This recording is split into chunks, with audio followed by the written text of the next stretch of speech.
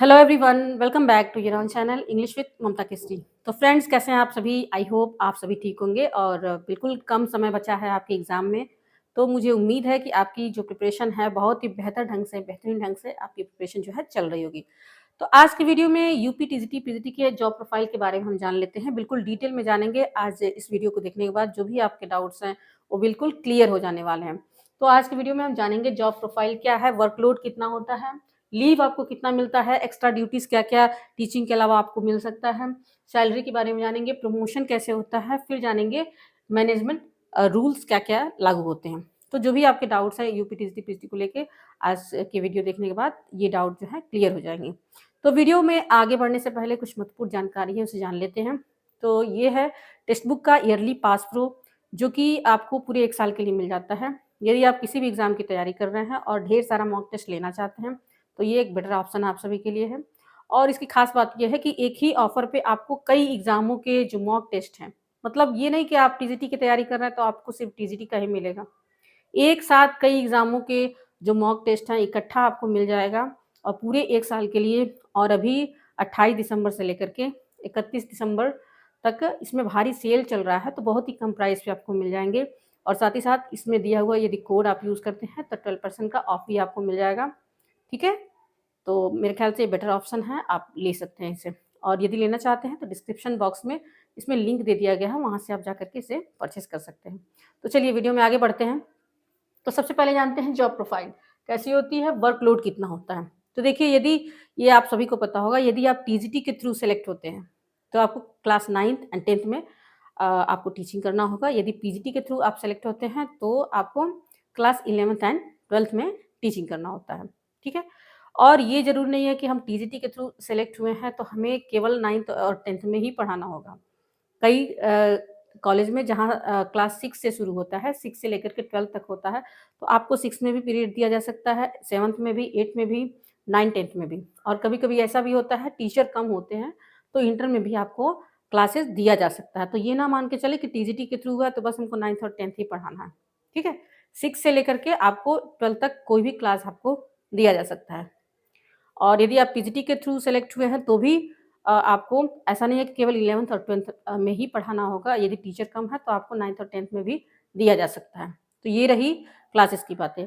और घंटी जो होता है, पीरियड जो होता है, लगभग 8 पीरियड चलता है और उसमें आपको मैक्सिमम लगभग हर विद्यालयों में 5 घंटी जो है दिया जाता है पढ़ाने के लिए। कहीं-कहीं 3 भी मिलता है, कहीं-कहीं 4 भी मिलता है, लेकिन मैक्सिमम मान के चलिए आपको 5 घंटी पढ़ाना है, उससे ज़्यादा नहीं मिलता है। और टाइमली आपको स्कूल जाना है। स्कूल का टाइमिंग 2 तरह से होता है, ठीक है? एक तो होता है 9 बजे से लेके 3 बजे तक, या फिर जब मॉर्निंग चलता है तो उसमें 8 या साढ़े 8 बजे शुरू होता है, तो 1:30 या 2 बजे तक क्लासेस आपके चलते हैं। तो ये रह गया हो गया टाइम और कितने पीरियड पढ़ाने हैं। फिर लीव कितना मिलता है, लीव को लेकर के बहुत सारे लोग कन्फ्यूज़ होते हैं। मुझे लगता है कि टीचिंग जॉब में महिलाओं के लिए बहुत अच्छा खासा लीव मिल जाता है, तो ये महिलाओं के लिए एक बेटर ऑप्शन है, ठीक है? 14 सीएल आपको पूरे साल का मिलता है, ठीक है? सीएल किसी को भी मिल सकता है, चाहे वो महिला हो या पुरुष हो, पूरे साल में 14 सीएल ले सकता है, छुट्टी ले सकता है, ठीक है? और इसके अलावा और भी बहुत सारे लीव मिलते हैं, जैसे मेडिकल लीव। यदि कोई दुर्घटना हो गई या कुछ हो गया तो आपको साल भर का मेडिकल लीव, यानी कि पूरे कार्यकाल, जब तक आप रिटायर नहीं हो जाते हैं, ठीक है? पूरे कार्यकाल में 1 साल का आपको मेडिकल लीव मिल सकता है। मेडिकल लीव लेने पे आपको सैलरी भी मिलेगा, ऐसा नहीं है कि आप लीव लिए हैं तो सैलरी नहीं मिलेगा, लीव भी मिलेगा प्लस आपको सैलरी भी मिलेगा। इसके अलावा एक होता है मैटरनिटी लीव, यानी कि जब औरतें प्रसूति के लिए किसी का बच्चा होने वाला होता है तो उसके लिए लेती हैं, तो मैटरनिटी लीव उन्हें मिलता है लगभग 6 महीने का। तो 6 महीने का मैटरनिटी लीव मिलता है, उसमें भी आपको सैलरी मिलेगी। इसके अलावा एक होता है सीसीएल, यानी कि चाइल्ड केयर लीव।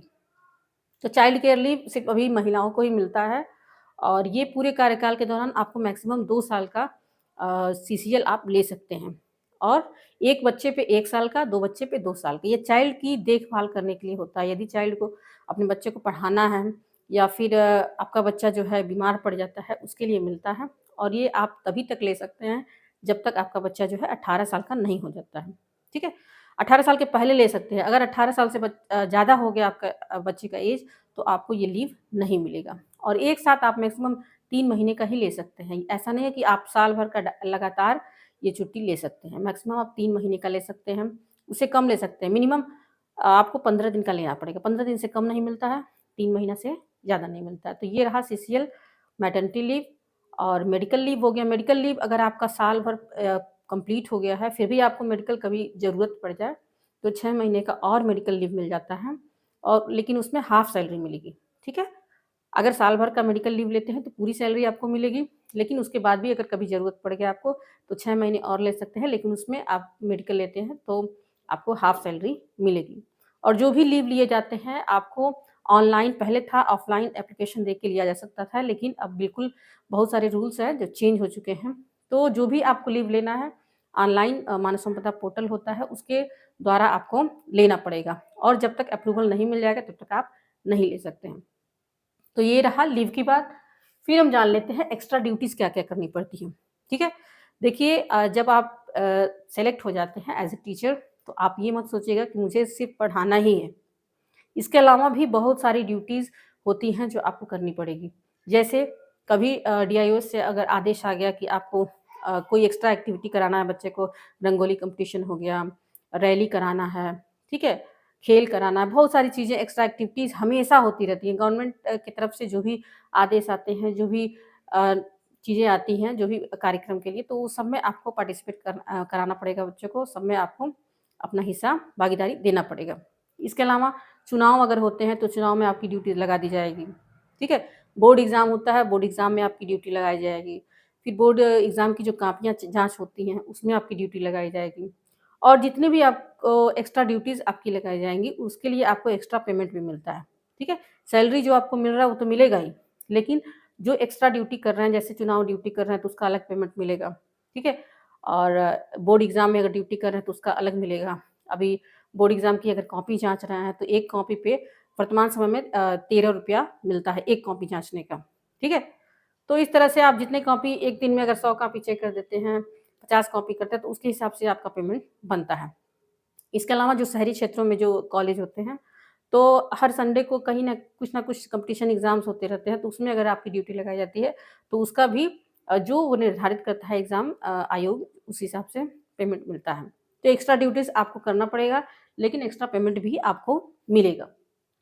और सैलरी तो आप इसके लिए मैंने एक अलग से वीडियो बनाया है, उसको आप देख सकते हैं जा कर के। कितना डीए मिलता है, किस तरह से इंक्रीमेंट होता है, ठीक है? कितना बेसिक पे है।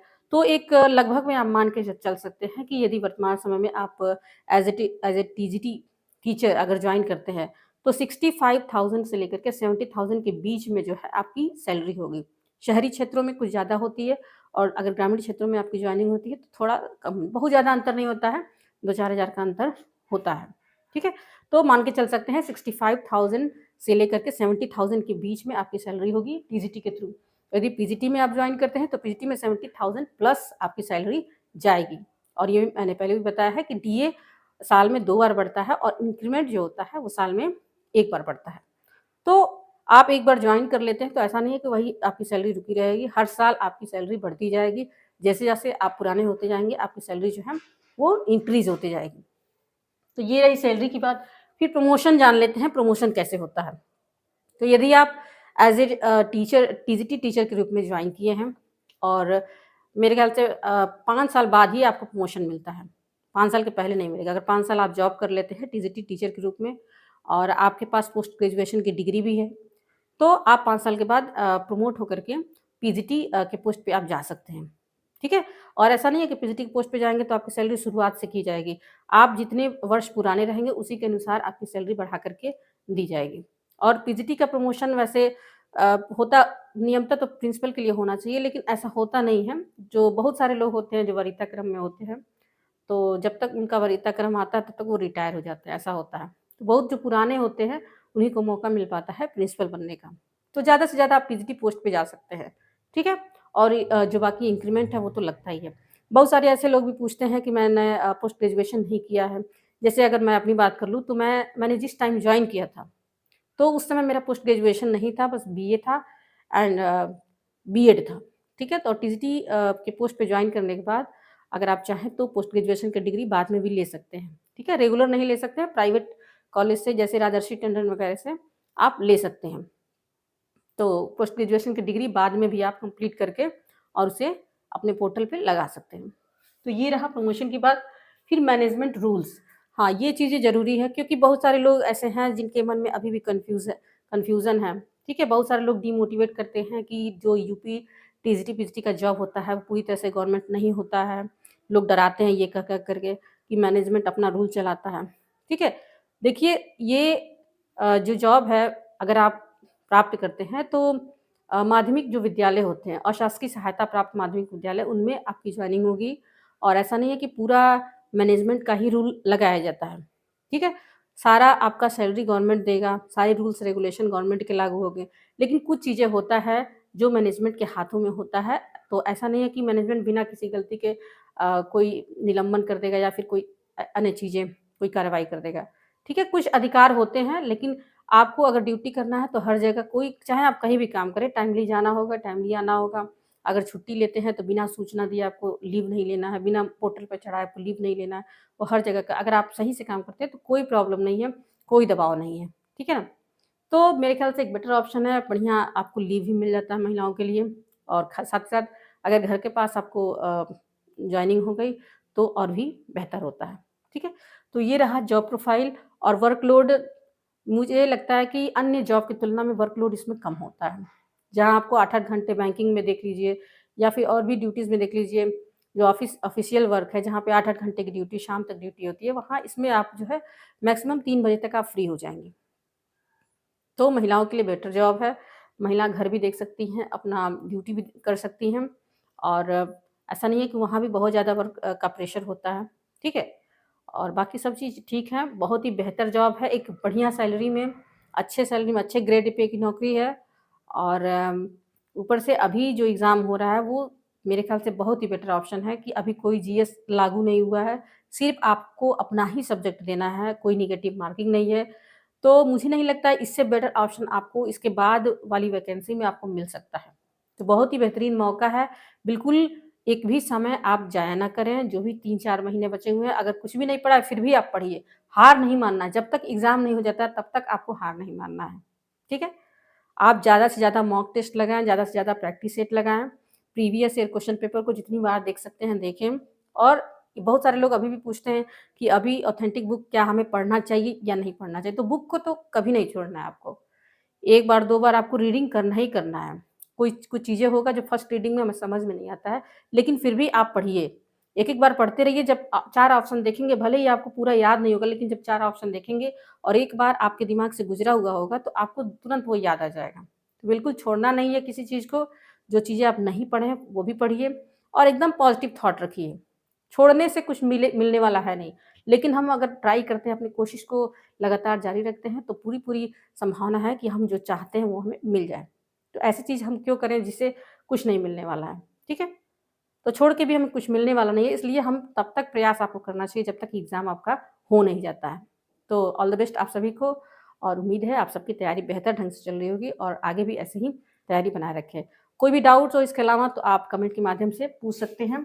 और कोई दबाव वाली जॉब नहीं है, कोई ऐसा नहीं है कि कोई जब चाहे तब आपको निकाल देगा। और एक और वीडियो मैं बाद में बनाऊँगी, जॉइनिंग प्रोसेस क्या होता है, जब आपका रिज़ल्ट आ जाएगा, जब आप एग्ज़ाम करा दिए जाएँगे, उसके बाद में बनाऊँगी, ठीक है? और एक चीज़ और जानकारी देना था कि बहुत सारे लोग बोलते हैं कि मार्कशीट में कुछ नाम वगैरह गलत है, ठीक है? किसी का जैसे हाई स्कूल का मार्कशीट में कुछ और नाम है, इंटर के मार्कशीट में कुछ नाम में स्पेलिंग में मिस्टेक है या पिता के नाम की स्पेलिंग में मिस्टेक है, तो उसको कुछ प्रॉब्लम आ सकती है कि नहीं? तो उनके लिए मैं बता दूँ कि यदि आपके मार्कशीट में कुछ इस तरह की दिक्कतें हैं, तो जब आपका अगर नाम आ गया लिस्ट में, अगर आपका सिलेक्शन हो गया, तो उसके बाद डॉक्यूमेंट वेरिफ़िकेशन के लिए बुलाया जाता है। और नाम में अगर कुछ गड़बड़ है तो दिक्कत आ सकती है। तो उसके पहले आपको, जब आपका रिज़ल्ट आ जाए उसके बाद, मतलब 1 महीना के अंदर का ये होना चाहिए, आप तहसील से एक एफ़िडेविट बनवा सकते हैं कि ये दोनों नाम जो है वो एक ही व्यक्ति के हैं। इस तरह का एफ़िडेविट बनवा के अगर वहाँ प्रस्तुत कर देंगे तो कोई प्रॉब्लम नहीं आएगी, ठीक है? 6 महीने का टाइम दिया जाता है आपको मार्कशीट को सुधार करवाने का। तो यदि ऐसा है तो बिल्कुल डरने की ज़रूरत नहीं है। और जब आपका रिज़ल्ट आ जाता है उसके बाद आप बनवा सकते हैं। मतलब ज़्यादा पुराना नहीं होना चाहिए एफ़िडेविट, 1 महीने के अंदर का ही होना चाहिए। तो इसके लिए बहुत ज़्यादा टेंशन लेने की ज़रूरत नहीं है। तो फिर मिलते हैं नेक्स्ट वीडियो में और तब तक के लिए थैंक्स फॉर वॉचिंग।